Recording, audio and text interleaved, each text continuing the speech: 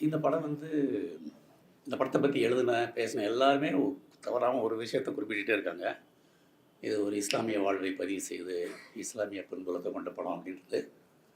அ எனக்கு இந்த படத்த பார்த்துட்டு நான் ஒருவேளை இந்த படத்தில இஸ்லாமிக் பின்புலம் இல்லாம இருந்தா கூட, இது ஒரு அருமையான படம்னு தோணுச்சு எனக்கு. ஏன்னா, அது ஒரு வாழ்வியல் முறை பின்னணியா அது இருக்கே தவிர, படம் பேசுகிற உணர்ச்சிகள் வந்து எல்லாருக்குமான உணர்ச்சி, எல்லாருக்குமான அன்பு, பாசம் அந்த மாரியான விஷயங்கள தான் அந்த படம் பேசுச்சு. எனக்கு இந்த படம் பார்க்க உட்கார்ந்த பிறகு உட்கார்ந்து பார்த்து முடிக்கிற வரைக்கும், ஒரு நல்ல நாவலை படிக்கிற அந்த உணர்வு தான் இருந்துச்சு. ஒரு சினிமா பார்க்குற உணர்வே எனக்கு இல்ல. ஒரு நாவல வந்து நம்ம ஆழ்ந்து படிச்சுட்டு, வெளியில வந்தா அது எவ்வளவு டிஸ்டர்ப் பண்ணுமோ, அந்த அளவுக்கு ரொம்ப டிஸ்டர்ப் பண்ண ஒரு படமா இருந்துச்சு. ஏன்னா, இது வந்து ஒரு நெடிய வாழ்வ அவரு கண்ணாடி பாப்பாவுடைய வாழ்வ வந்து ஒரு முழுமையா சொல்லி முடிச்சுட்டாரு அதுல. எனக்கு இவரு சாருடைய வயோதிக தோற்றத்து ஃபோட்டோ தான் படம் பார்க்கறதுக்கு முன்னாடி பார்த்துருந்தேன். படத்தில ஒரு கொஞ்ச நேரம் அவர எனக்கு அடையாளம் தெரியல. ஒரு நடுத்தர வயதில தாடியெல்லாம் கருப்பா இருந்துச்சு. சில முகங்கள் வந்து க இந்த கேஸ்டிங்க்கு வந்து நான் உண்மையிலேயே மீரா மேல எனக்கு ஒரே பெரிய பிரமிப்பு. எவ்வளவோ நடிகர்கள் இருக்காங்க. எப்படி இவர கேஸ்ட் பண்ணாருன்னு யோசிச்சேன் உண்மையிலேயே. அவர் எப்படி பண்ணாருன்னு தெரியல. அது அவர் சொல்லுவாரு கடைசில. எனக்கு என்ன தோணுச்சுன்னா, ஒரு தொழில ரொம்ப நாள் செஞ்சு வாழ்க்கையின் எல்லா வலிகளையும் தாங்கி அடிபட்ட ஒரு முகம் இருக்கும்ல, அந்த முகம் இவருடைய ஓல்டு கெட்டப்ல வந்துருச்சு. இயல்பாவே அவர் நடிக்கவே இல்ல. வந்து நிக்கிறாரு, சோகமா பார்க்குறாரு. தம்பிய பார்த்து, "இந்த மாரி பண்ணிட்டேடா, எவ்வளோ அவமானப்படுத்திட்டாங்க என்னைய" அப்படின்னு சொல்றாருல்ல. அவர் ஜஸ்ட் வந்து நிக்கும்போதே அந்த உணர்வு நமக்கு தெரிஞ்சிருச்சு. இந்த முகம் இப்படி தான் இருக்கும். அந்த அந்த பெயின் வந்து அந்த முகத்தில தெரியுது. அது வந்து நடிப்பாவே நம்மளால பார்க்க முடியல. அதே மாரி இந்த படம் வந்து ஒரு குடும்பத்துக்குள்ள நடக்கக்கூடிய உணர்ச்சி போல உறவுகளுடைய மேன்மைய பேசுற படமா தான் நான் இத பார்க்குறேன். இஸ்லாம், வாழ்க்கை அதெல்லாம் தள்ளி வச்சுட்டு பார்த்தாலும், மனித உறவுகளோட மேன்மைய ஒரு குடும்பம்ங்கிற ஒரு கூட்டு குடும்பத்தோட அந்த பிணைப்பு இருக்குல்ல, ரொம்ப நாளைக்கு அப்புறம் இப்படி ஒரு படத்த நான் பார்க்குறேன். அண்ணனுக்கும் தம்பிக்குமான அந்த பாசம், அண்ணி தன்னுடைய குழந்தை மகன் மேல வச்சிருக்கக்கூடிய அந்த பிரியம், கடைசி வரைக்கும் குரலையே கேட்கவே இல்ல. கிளைமாக்ஸ்ல தான் கேட்குறான். அப்படி ஒரு லவ். அந்த மாரி லவ்வெல்லாம் இப்ப யோசிக்கவே முடியல என்னால. காதலியோட குரலவே கேட்காத ஒரு காதல். அந்த காதலிக்காக வந்து ஊர் முன்னாடி அடி வாங்கி அவமானப்பட்டு, கடைசி வரைக்கும் அவள காட்டிக் கொடுக்க முடியாத அந்த ஒரு டெடிகேட்டிவான ஒரு பொயட்டிக் லவ் இருக்குல்ல, அது உண்மையிலேயே ரொம்ப ஒரு மாரி சிலிர்க்க வச்சுருச்சு. இதெல்லாம் சாத்தியமா, பிராக்டிகலா அப்படிங்கிறதெல்லாம் தாண்டி, இந்த மாதிரியான ஒரு நம்பிக்கையில தான் நம்மலாம் வாழ்ந்துட்டு இருக்கோம். இப்படியெல்லாம் அன்பு செலுத்த முடியும். இந்த மாரி அன்பெல்லாம் சாத்தியம். இந்த மாரி அன்பெல்லாம் வேணும் அப்படிங்கிற ஒரு ஆதங்கத்தோட தான் நம்ம அதில வாழ்ந்துட்டு இருக்கோம். அப்ப அந்த அன்ப வந்து நம்ம ஸ்க்ரீன்ல லைஃபா பார்க்கும்போது நமக்கு அவ்வளவு பிடிக்குது. ஒவ்வொரு இடத்துலயும். அவன் வந்து அப்புறம் எனக்கு ஒரு விஷயம் ரொம்ப பிடிச்சிருந்தது இதுல. இறந்துருவாரு அப்பா. பையன் வந்து எல்லார் முன்னாடியும் சொல்றான் இல்லையா? எங்க அப்பா வந்து ஏதாவது உங்கள புண்படுத்தியிருந்தா, தயவுசெய்து அத மன்னிச்சுடுங்க. அவர் யாராவது கடன் ஏதாவது வாங்கியிருந்தா, பையன நான் பொறுப்பேத்துக்கிறேன். அப்படிங்கிற விஷயத்த பேசும்போது, எனக்கு வந்து லைஃப்ல இது முதல் முறை நான் இத பார்க்குறேன். எனக்கு வந்து இது ரொம்ப ரொம்ப மெல்ட் ஆயிடுச்சு அந்த இடம். ஏன்னா, ஒரு மனிதன் வாழ்ந்து முடிச்சுட்டான். அவனுடைய முழு வாழ்க்கையும் அவனுடைய வாரிசு ஒருத்தன் நின்னு, அவர் யாரையாவது புண்படுத்தியிருந்தா தயவுசெய்து மன்னிச்சுருங்கன்னு கேட்கறது இருக்குல்ல, அந்த மொமெண்ட் வந்து அது ஒரு டிவைன் மொமெண்ட் அது. என்னுடைய இஸ்லாமிய நண்பர்ட்ட இது சிலாகிச்சு சொல்லும்போது, "இல்லைங்க இது வழக்கம்ங்க. இது வந்து எங்களுடைய இயல்பான பழக்கம்" அப்படின்னு அவர் சொன்னாரு. எனக்கு ரொம்ப ஆச்சரியமா இருந்துச்சு. எவ்வளோ ஒரு உயரிய பண்பு வந்து மதங்கள் வந்து நமக்கு சொல்றதில்ல. அதில எவ்வளோ ஒரு உயர்வான ஒரு விஷயத்த ஒரு மதம் வந்து உள்ள வச்சிருக்குது. அது நமக்கு இத்தன வருஷமா தெரியல. எவ்வளவோ நண்பர்கள் இருக்காங்க. ஆனா, இப்படி ஒரு ரிச்சுவல் இருக்கு. அந்த ரிச்சுவல் வந்து இப்படியானது அப்படிங்கிறது நமக்கு தெரியல. இந்த படம் வந்து இதெல்லாம் சொல்லுது. இந்த படம் நமக்கு கொடுக்குறது இந்த மாரியான மொமெண்ட்ஸ் தான்.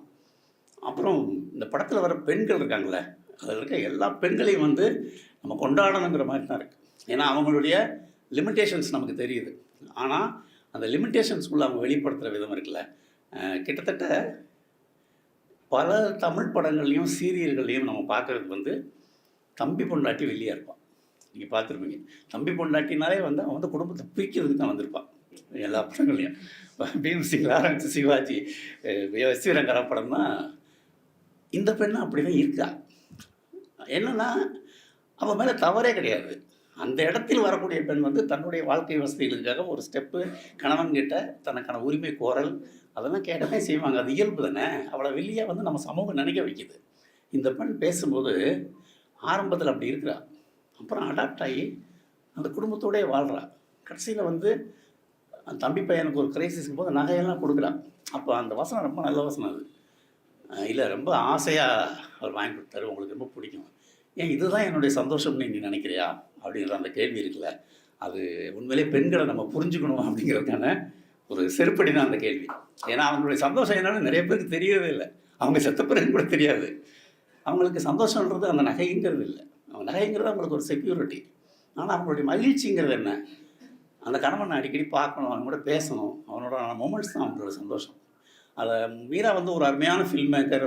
அவர் வந்து ஒரு ரொமான்டிக்கான ஒரு ஆளுங்கிறது வந்து அந்த கணவனுக்கும் மனைவி அந்த கப்பல் போய் திரும்பி வந்த பிறகு அவங்களுடைய அந்த சரசம் இருக்குல்ல, அது ஒரு சின்ன கொஞ்சம் கூட ஒரு ஒரு விரசம் இல்லாத ரொம்ப லவபுளாக இருந்துச்சு அந்த மூமெண்ட்டு.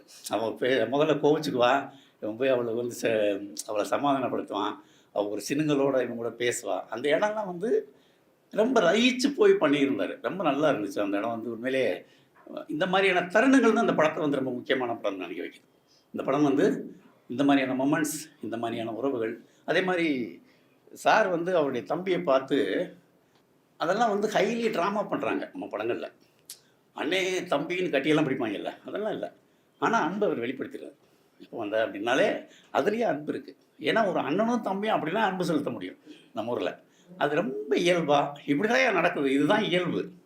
ஆனால் அந்த இயல்பு வந்து அன்பானது தான். நீங்கள் அன்பை வந்து உடனே மேலே விழுந்து மூஞ்சியெல்லாம் நக்கி தான் இது பண்ணணும்னா இல்லை. அந்த மாதிரி எக்ஸாஜரேட் பண்ணாமல், எந்த இடத்துலையும் ட்ராமா பண்ணாமல், ஆனால் அந்த அன்பு நமக்குள்ளே என்ன உணர்வை கிளர்த்தணுமோ அந்த உணர்வை கிளர்த்திட்டார். அதுதான் ஒரு இயக்குனராக மீராவுடைய வெற்றி. அவருக்கு வந்து இதில் நடிச்சிட எல்லாருமே அற்புதமாக சப்போர்ட் பண்ணியிருக்காங்க.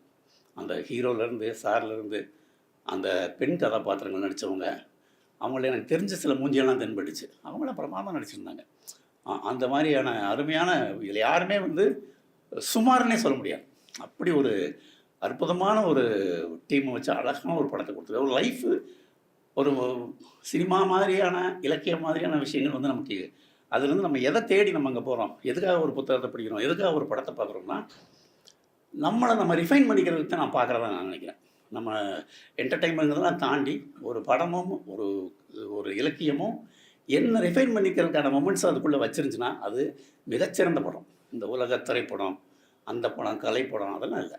எந்த படமாக இருந்தாலும் என்னை ஏதாவது ஒரு இடத்துல நெகிழ வச்சிருச்சுன்னா, என்னை ஒரு இடத்துல ஐடென்டிஃபை பண்ண வச்சிருச்சுன்னா, அல்லது இந்த இடத்துல நம்ம இப்படி தான் நடந்துக்கணும்னு என்னை ஒரு முடிவு எடுக்க வச்சிச்சுன்னா அது மிகச்சிறந்த படம். அந்த மாதிரி பல இடங்களில் வந்து இந்த படம் வந்து கிளைமேக்ஸில் அந்த பொண்ணு சொல்கிறா இல்லையா, பிரிஞ்ச காதலி, அவர் அவளை அவங்க மீட் பண்ணுற அந்த இடமும் ரொம்ப அற்புதமாக அழகாக பண்ணியிருந்தார். அந்த பொண்ணை போய் மீட் பண்ணும்போது அவள் கடைசியாக சொல்வாள்ல, 4 சுவத்துக்குள்ளே இருக்கிறது தான் வாழ்க்கையா அப்படின்னு கேட்குறா இல்லையா. அது முன்னாடி ஒரு டயலாக் இருக்குது. அவங்க அம்மா வந்து அவளை அடிக்கும்போது பொம்பளைங்களுக்கு 4 சுவத்துக்குள்ளே தானடி எல்லாமே இருக்குது அப்படின்ற மாதிரி சொல்லுவாங்க. அந்த டயலாக் அங்கே வச்சுருப்பார். அந்த இடம், அந்த இடத்த ஒரு ஓப்பன் எண்டாக விட்டதும் ஒரு பெரிய அழகு தான். ஏன்னா ஒரு ஒரு இதை திறந்து போகும்போது அவன் வந்து அவளை மீட் பண்ணுறாங்கிறது ஒரு அருமையான தருணம். அது அந்த தருணத்தோட படத்தை முடித்தது வந்து ரொம்ப நல்லா இருந்துச்சு. ஒரு அற்புதமான அனுபவத்தை கொடுத்தார் மீரா. இஸ்லாமிய பெண்களும் அப்படிங்கிறது ஒரு அடிஷனலாக ஒரு புது விஷயம். எனக்கு பஷீர் நாவல் படிக்கிற மாதிரி இருந்துச்சு. பஷீருடைய நாவல்கள்லாம் படிக்கும்போது அதில் இருக்கக்கூடிய அந்த உயிரோட்டம் இருக்குல்ல, அந்த கேரக்டர்கள் பேசிக்கிறது அது மாதிரி தான் இருந்துச்சு இது படிக்கும்போது. வெள்ளித்திரையில் இப்படி ஒரு எக்ஸ்பீரியன்ஸை கொடுத்ததுக்காக மீராவுக்கு நன்றி. இந்த மாதிரியான படங்களில் இப்போ சார்லாம் அதில் வந்து நடிச்சிருக்காருன்றது எனக்கு ரொம்ப பெரிய விஷயம். ஏன்னா அவர் நடிச்சிருக்கிறது இதுக்கு அடிஷ்னலாக ஒரு வேல்யூ ஆட் பண்ணுது. இப்படி ஒரு படத்துக்குள்ளே நான் வந்து நடிக்கிறேன் அப்படின்னு ஒரு நடிக்கிறது இருக்கு இல்லையா, அதில் அவர் இறந்து போகிற காட்சியெல்லாம் வந்து நிஜமாகவே நம்மளை ரொம்ப டிஸ்டர்ப் பண்ணிடுச்சு. ஏன்னா அந்த ரொம்ப டீட்டெயிலாக அந்த சடங்கை காமிக்கிறாங்க, அந்த உடம்பு கழுவுறது, அந்த இதெல்லாம் பூசுறதெல்லாம். அதெல்லாம் வந்து ஒரு சார் இது மாதிரி நீங்கள் நடித்தது இல்லையில சார், எனக்கு ரொம்ப ஆச்சரியமாக இருந்துச்சு. இப்படி ஒரு கேரக்டரை வந்து ஒரு நடிகை ஒத்துக்கிட்டு நடிக்கிறது, அதெல்லாம் தமிழ் சூழலில் எப்போயாவது அபூர்வமாக நடக்கக்கூடிய ஒரு மேஜிக் தான் இது. ஹபீபியும் அப்படி நிகழ்ந்திருக்கிற ஒரு மேஜிக். மீரா வந்து நமக்கு தெரியும், ரொம்ப வருஷமாக தெரியும் அவர் என்ன மாதிரியான ஒரு ஆள், எப்படி ஒரு லிட்ரேச்சர் மைண்ட் உள்ள ஒருத்தர் அப்படின்ட்டு. நரசிம்ம கூட சொன்னாப்புல, இலக்கியவாதிகள் பாராட்டினா படம் வழங்காது அப்படின்னு. அது வெவ்வேறு காரணங்கள் இருக்குது. இலக்கியவாதிகள் பாராட்டு திட்டுனாலும் ஒரு படம் ஓடும், திட்டாட்டியும் ஒரு படம் போடும், அதெல்லாம் நடக்குது. மீரா கிட்ட எப்போயுமே ஒரு லிட்ரேச்சர் மைண்ட் உண்டு. அவர் முதல் படமும் சரி, விழித்திருவும் சரி, அது அதை அவர் இன்னும் தக்க வச்சிட்ருக்காருங்கிறது தான் எனக்கு மிகப்பெரிய வியப்பு. அது தக்க வச்சது மட்டும் இல்லாமல், இப்படி ஒரு படத்தில் நான் கரெக்டாக அதை கொண்டாந்து கொடுக்குறேன்டா அப்படின்னு கொடுத்துருக்குறாரு. அவருக்கும் இந்த டீமுக்கும் என்னுடைய நன்றி. தேங்க்யூ. இந்த வீடியோ உங்களுக்கு பிடிச்சிருந்தா லைக் பண்ணுங்க, ஷேர் பண்ணுங்க, கமெண்ட் பண்ணுங்க. மறக்காம OH சினிமா சேனலுக்கு சப்ஸ்கிரைப் பண்ணுங்க.